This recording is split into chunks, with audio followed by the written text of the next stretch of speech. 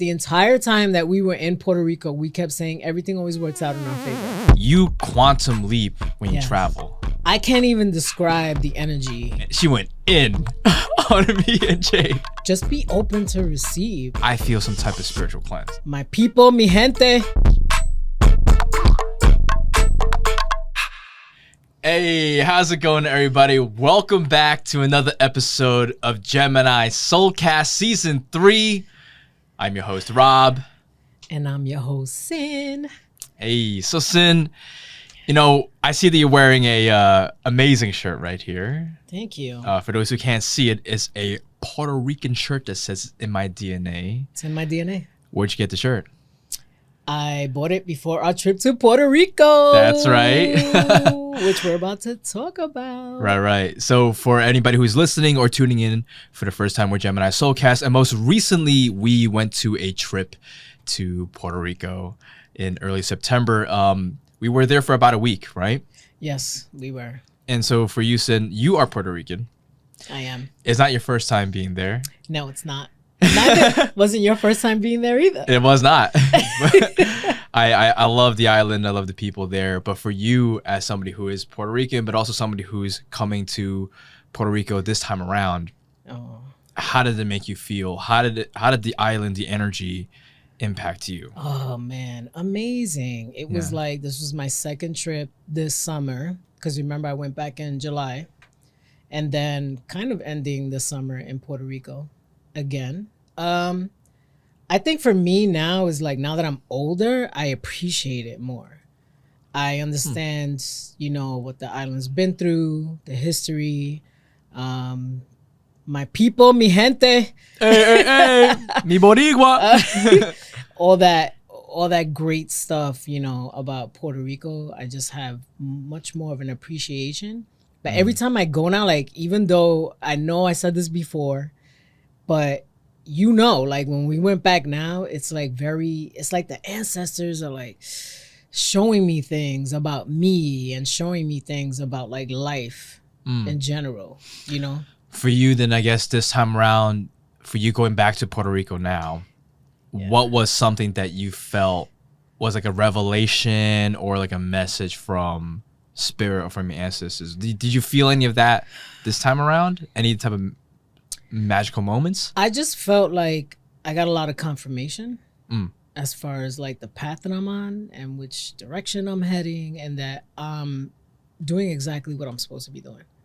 And I'm heading in that direction. Like I'm exactly where I'm supposed to be up until this point in my life's journey.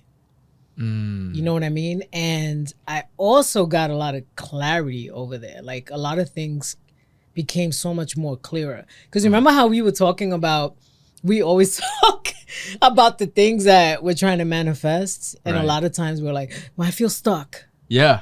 Or I don't know what to do next. Or I want to do so many things, but I just feel so disorganized. Like, and then we go over there and it's like, oh no, wait. And at the same time, it's like we're there for a week, but we're still learning things. I mean, I think part of it is because whenever we're traveling, we're out of our normal elements. We're not in the same place that we are. We're not at home. We're not at our normal routine. I think I mentioned it before that you quantum leap when you travel, right? Like you always gain some type of clarity because you're not in your normal place. Right. So you're allowing different energies and different things to come into your life. Therefore, you're looking at your own life in a different way. Yeah. I feel like we both had that. Yeah. In Puerto Rico. Oh, yeah. That was a lot. I felt like you got a lot of messages while we were there. There was a lot of things that you needed to learn about yourself. Yeah. And it was just such a short amount of time. Like literally a week. And it just felt like we were there for so much longer. Yeah.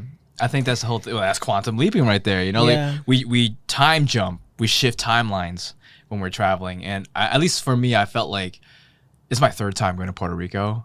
So I really love the energy. I love the vibes of it, the people, the culture, the food, the dancing, the music. I love so many things about it. But every time I come back, like I do get almost like a spiritual cleanse. Yeah. I don't know what it is. I think it might be like Puerto Rico's water or like the beach, something about it, like the moment you step into any playa, any beach, I feel some type of spiritual cleanse. I don't know if you feel that, but I feel that. Yeah. It's like, it's detox. Like, it's like some kind of spiritual detox where it's like taking things from you, like release, like you're releasing a lot in that water. Yeah. And I have to say this too, like I went to the beach with Rob in New York, and he goes in the water and he comes out and he has like this whole like rashes, like a rash, like out of nowhere. I get this allergic reaction when I hop into any of the waters in New York City. Well, obviously it's New York City waters, regardless if it's Coney Island Beach or like Howard Beach or anything like that. Like I get these like bumps. Right. I got none of that in Puerto Rico. Exactly. And we knew that. Remember, you were like, well, I'm going to go into the water and see what happens. And I was like, watch nothing happen to you. And nothing happened. That's and even for me, like suffering, because I suffer with foot cramps. I've said this to you before. And I go there, nothing. Yeah, that's crazy. Nothing from the whatchamacallit, the ocean. Nothing when we went to the hot springs. The hot springs, though. Talk to the people about the hot springs. What's it called? Aguas de Termales? Yeah. In I think so. Tamales? I don't think. Telmales. Okay, yeah. Cuamo. That, yes, in Cuamo. That was like really, really good. I think so the thing is too, is like we went to Puerto Rico, we had no plans. Right. We will figure it out when we get there. That's right. We get over there and then we're like, okay, so on this day we're gonna do this. Well, tomorrow the first thing we're gonna do, which what we always do when you go to Puerto Rico, you go to the beach first. That's right. We did the beach and then we figured everything else out. So I had mentioned these hot springs where apparently a lot of people go to because it helps them with their health. Yes. Like they go there because it's very healing. And there's what they did is like natural hot springs, but it goes into 2 different pools. And then, what was it degrees? 113, I think. I forgot. Or like 100. I mean, it was pretty hot. It was pretty hot. Like one of them was hotter than the other. Yeah. And we went into these like pools, and it was like you can't be in there more than 10 minutes. I think it was like not even 5, and we were like, we gotta go. Right. I think the longest I stayed was like 7 minutes, and after that, I was like, we gotta go. But it felt really good. Yeah. It felt so good. And they call it the fountain of youth over there. But I think Rob and I, being Rob and Sin, we go over there and we find this gentleman and we start talking to him. That's classic Geminis do. It was like literally like an interview about his entire life. The dude's name is, so we met this guy in Puerto Rico at this hot spring, and his name is Adam, and I think he was like in his late 60s, 70. No, maybe? He said that he was 74, I think it was, or 75. Remember, I was like, he's like my dad's age, but then we thought he was like 65. I thought he was at least 10 years younger. Yeah. And he was mentioning how he would get he used to have like, issues with his body and inflammation and whatnot. And then he would go to the hot springs. Yeah. And he never had to go to the hospital. Never. And remember he said he had like high blood pressure, disappeared. He said that he would get swelling in his legs and everything. Gone. Crazy. Like, absolutely crazy. And the fact that he's been going there for 22 years is kind of wild. He has such vitality in him, this guy. Like, he's just like, I'm like, you were 74 years old? No way. Yeah, we were like all shocked with that number. We couldn't believe it. And actually, when we were at the hot spring in Puerto Rico, you had a lot of downloads. You were channeling. I did. And I was giving Rob and my daughter Jade, shout out Jade, some messages that I don't really remember. So if you want to share some, you can. Yeah. I don't remember what I said. So whenever Sin gets into these like moments of like divine connection with spirit, she just starts going, right? And this time around, she went in on me and Jade. But it was stuff like, get out of your own head. Get out of your own way. Align yourself with people that will walk beside you, not people that will pull you back. plant your seeds. You're at the point where you're not even trying to plant your seeds. Plant those seeds. Oh, really? You said, I wrote down everything.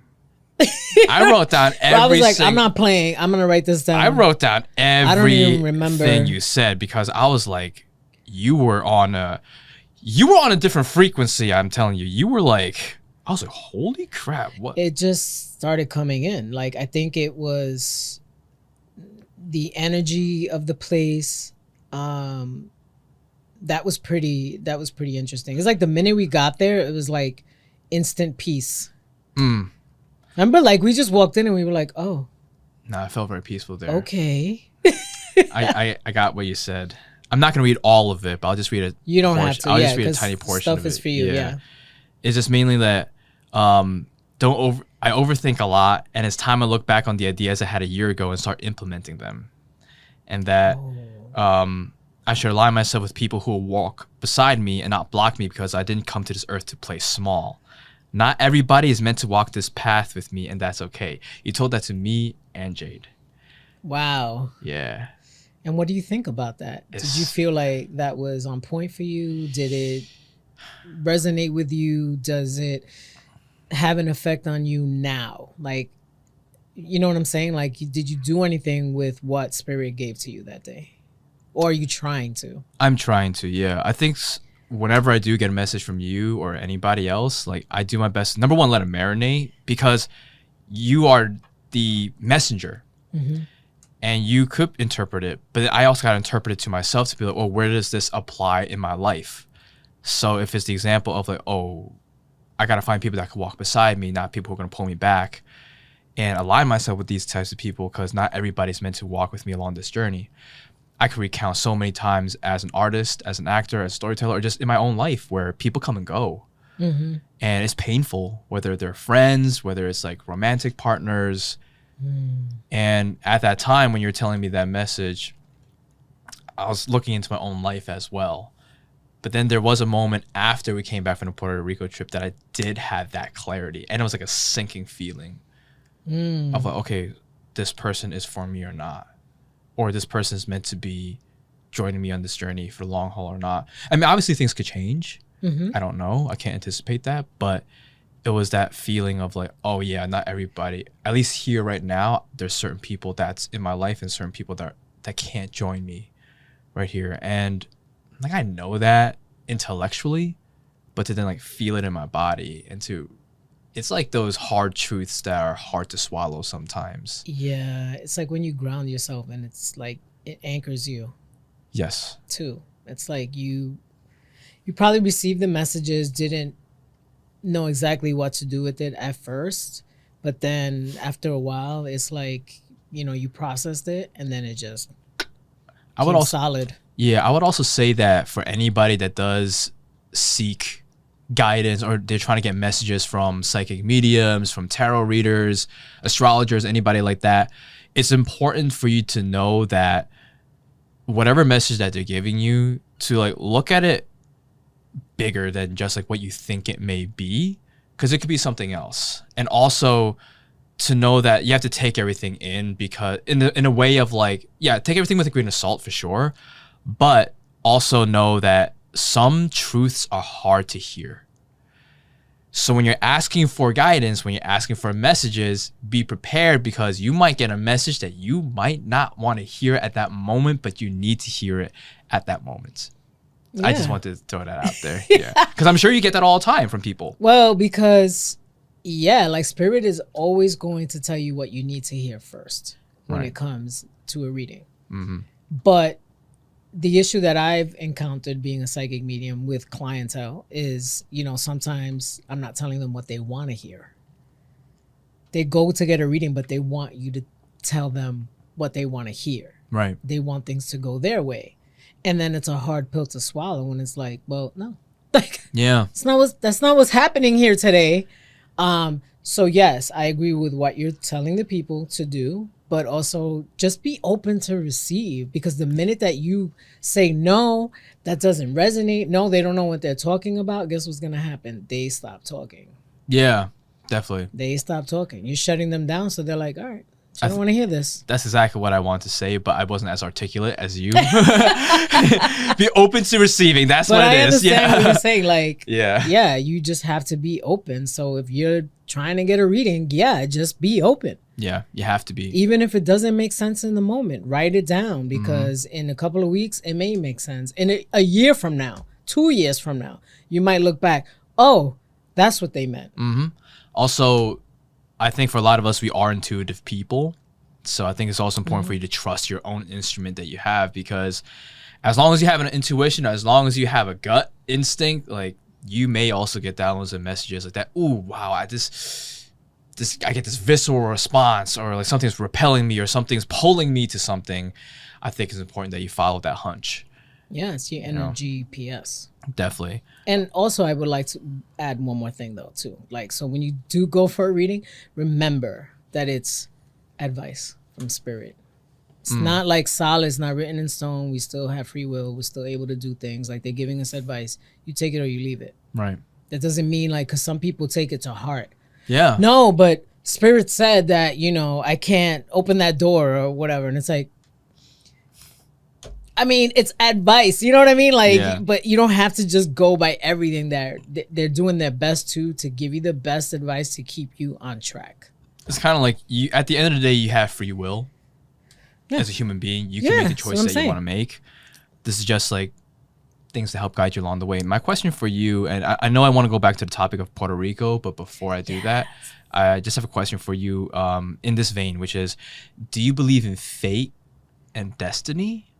Or do you believe... spoke about this before one time. Maybe we have. I forgot what your answer was, though. I think you Or do you believe that we me- have the choice to like captain? Like, do you feel like we're the captain of our own ship? Yes, I do. Okay. Or do you feel like we're being led somewhere? That things are already written? I don't know. Like, I used to believe that, oh no, it's already written. Like, what, is supposed to happen. But then when I got into like more of my spirituality and I learned more about it and more about like manifestation and recognizing that everything goes based of what we feel. You know what I'm saying? And like, and what our action is towards that, like whatever seeds we're planting, it's very hard for me to believe that it's just written. The only thing that I do feel is definitely written is what we came here to learn. I don't think there's any way of getting out of that, what we came here to learn. Speaking of learning, what do you feel like you've learned this time around during your trip to Puerto Rico?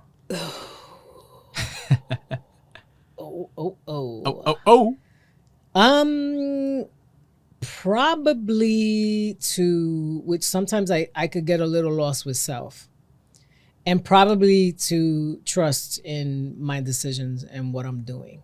And it's just like we mentioned before, like sometimes I get like imposter syndrome, just like you. And, I start questioning things and things like that. And I was questioning myself for a little while. And then I wind up going to Puerto Rico, and I don't know what it is. It's like the energy there, and maybe it's being around, my fellow Latinos and, and all that energy and eating all that good food, because man, did we eat over there. We cleaned up. And also like meeting so many amazing people. We met some pretty great people over there. We sure did. And for some reason when I was there, I just felt like more confidence, more like, no, I'm cool. Like, you know what I'm saying? Like, I can trust in what I'm doing and what I'm deciding for myself. So for me, it was just like almost like getting back to me, I want to say. I love that. I be getting lost sometimes. Like, I feel that. It's like in a maze, and it's like, oh no, I gotta get back home. I gotta come back here. Right, but I think a lot of times we put ourselves in that labyrinth. We put ourselves in that maze a lot of times. So if we put ourselves in that mess, we could put ourselves out of that mess.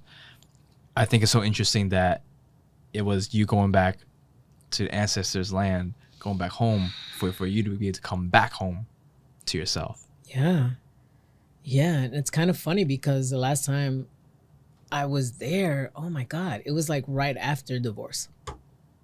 Wow. So I hadn't gone back in like 10 years. Right. Except for this past time in July, and then now in September. And you went to see a Bad Bunny concert. I did. Oh my God. I wasn't even supposed to go to that, guys. Like, I was not supposed to even go see that concert.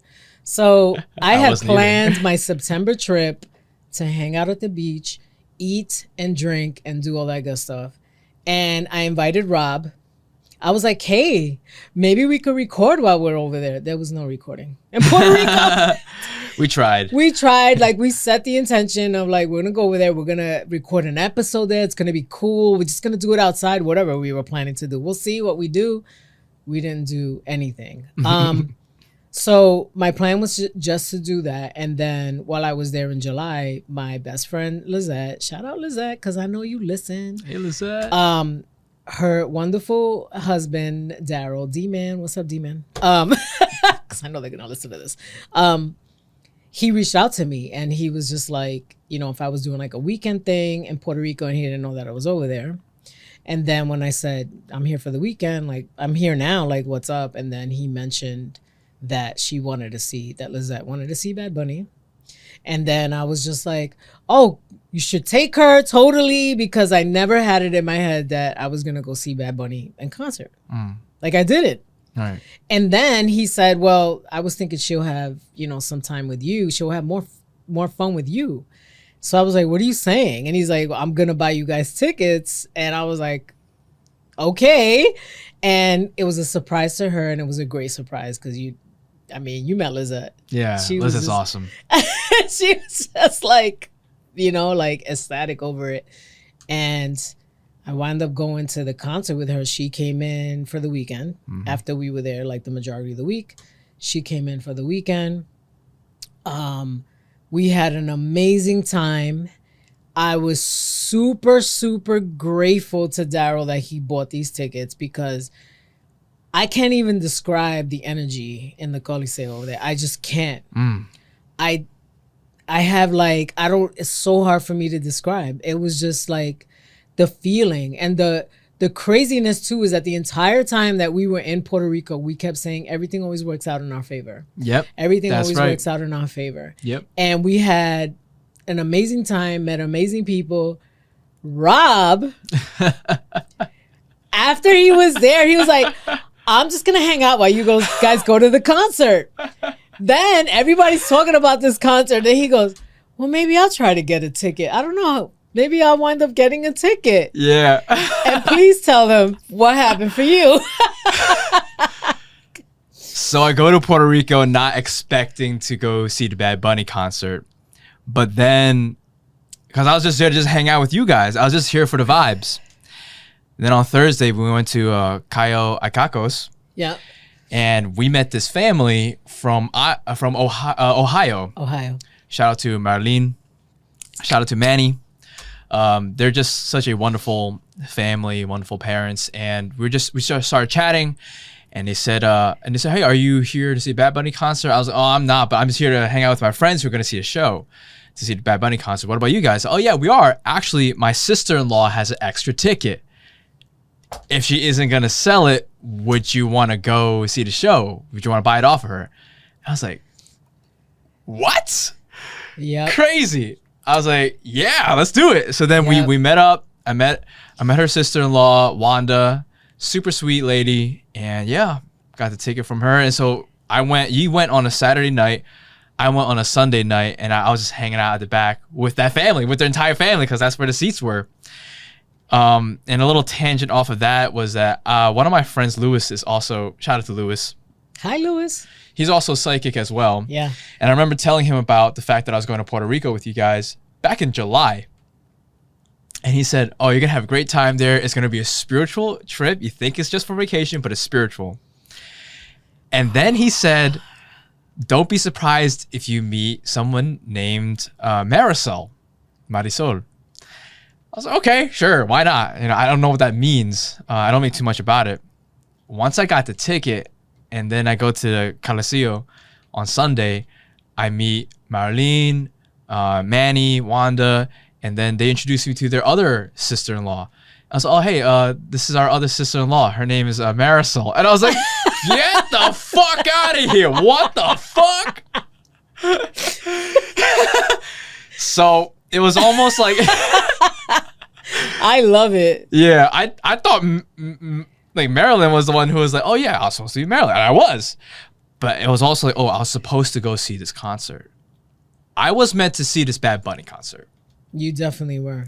I don't know why, but I was meant to go see the concert because I wasn't supposed to go.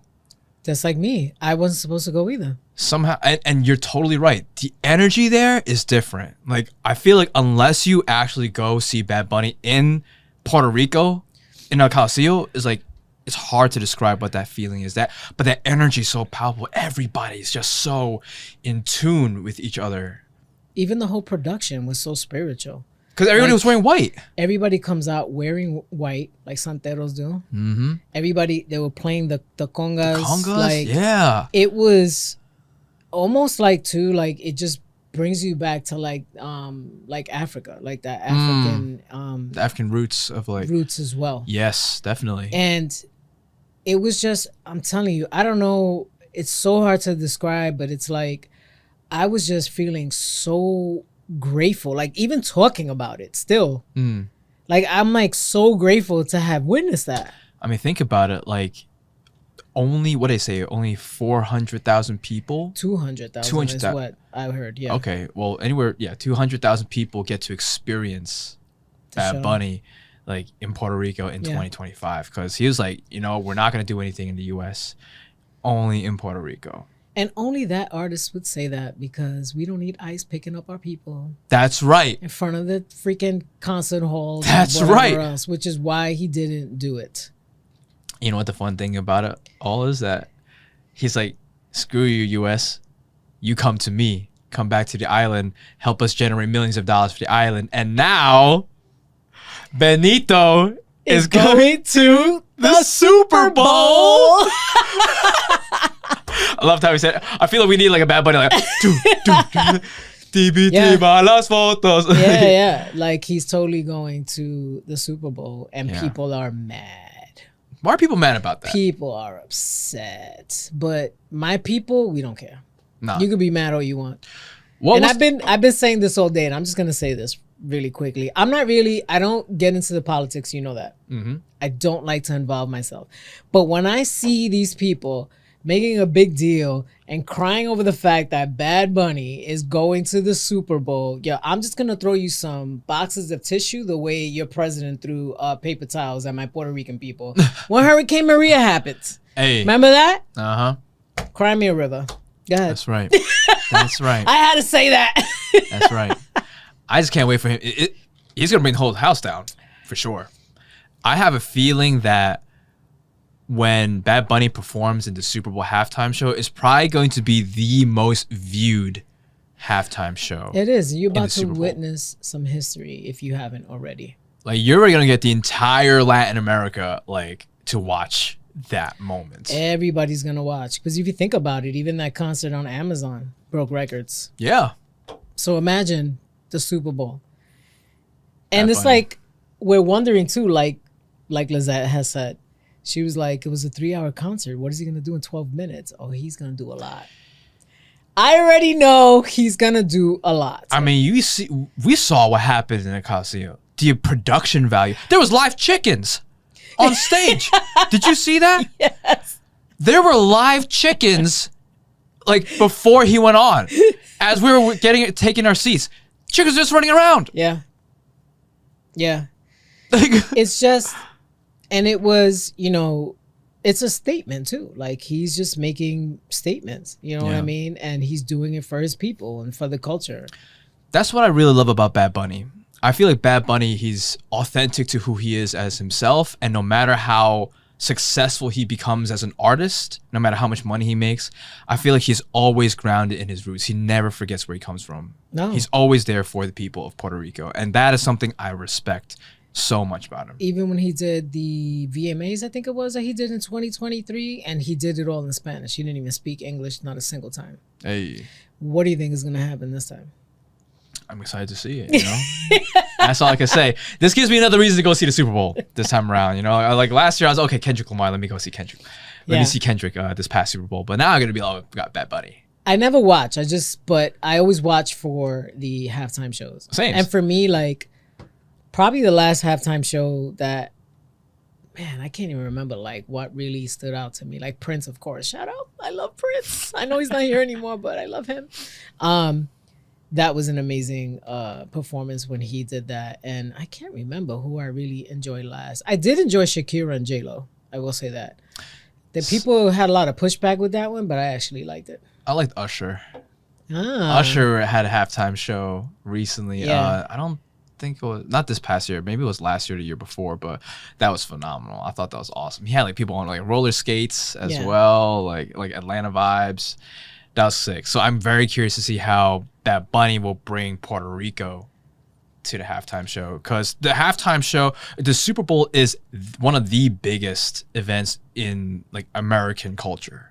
Yeah. So to bring that Puerto Rican flavor to the mainstream America, I think that's going to be something awesome to witness. Yeah. And then there's people thinking that, you know, he couldn't do it, because there were people that were saying like, well, he is like the #1 artist in the world, but he can't do the Super Bowl. Why? Why not? Why? Well, what's the backlash? Because people don't understand what he's saying, you know, like when he's singing in Spanish but and whatever else. Didn't Shakira do? You just mentioned Shakira did a halftime show, right? She's from Colombia. I'm just saying that, you know, nowadays we got AI. Just get an AI translator. You'll be fine. You'll be fine. That's right. That's right. Yeah, so, I'm excited for that. So to wrap this up, I just want to say that, you know, I had an amazing time in Puerto Rico with my friend here, Rob. Hey, we had a great time, and I'm sure we'll travel again. I know this won't be the last time we travel together. It won't. And maybe when I go back to PR, you might join. Hey, who knows? We'll see what happens. We'll see what happens. But definitely write down in the comments if you have any suggestions that you want us to talk about. If you've traveled to Puerto Rico before, if you're Puerto Rican, give us that eso wepa in the comments, of course. You know how we do. But thank you, everybody, for tuning in once again. My name is Rob. And my name is Sin. And this is Gemini Soulcast.